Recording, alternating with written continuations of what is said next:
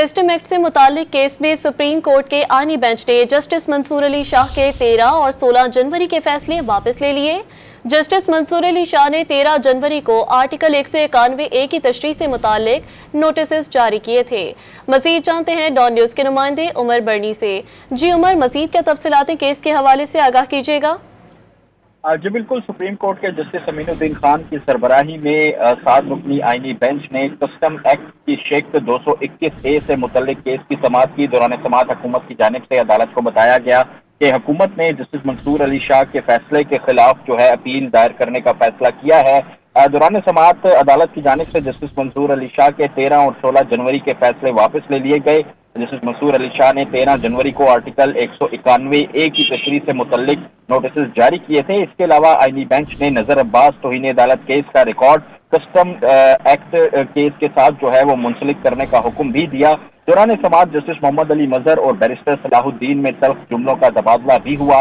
Justice Mohammad Ali मजहर ने remarks दिए कि मुझे तासुर मिल रहा है कि आप यहाँ संजीदा नहीं हैं, जिस पर बैरिस्टर सलाहुद्दीन की जानिब से कहा गया कि आप मेरी साख पर सवाल उठाएंगे तो वैसा ही सख्त जवाब दूंगा।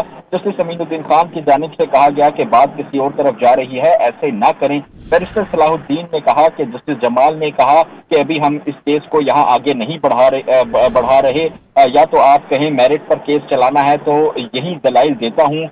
जस्टिस जमाल खान मंदोखेल ने रिमार्क्स दिए कि नहीं, फाइल तो अभी बंद है, हम तो अपनी समझ के लिए आपसे मुआवनत ले रहे हैं। बैरिस्टर सलाहुद्दीन ने मौक़िफ़ अपनाया कि फाइल बंद है तो फिर आप मफरूजों पर सवाल पूछे जाएं, मैं मफरूजों पर जवाब देता रहता हूँ। अदालत ने कस्टम एक्ट से मुतल्लिक केस की समाअत गैर मुअय्यना मुद्दत तक के लिए मुलतवी कर दी। जी अच्छा अमर, जस्टिस आयशा मलिक ने कस्टम रेगुलेटर ड्यूटी केस सुनने से माजरत की तहरीरी वजूहात जारी कर दी। क्या वजूहात बयान की हैं जस्टिस आयशा ने इस फैसले की?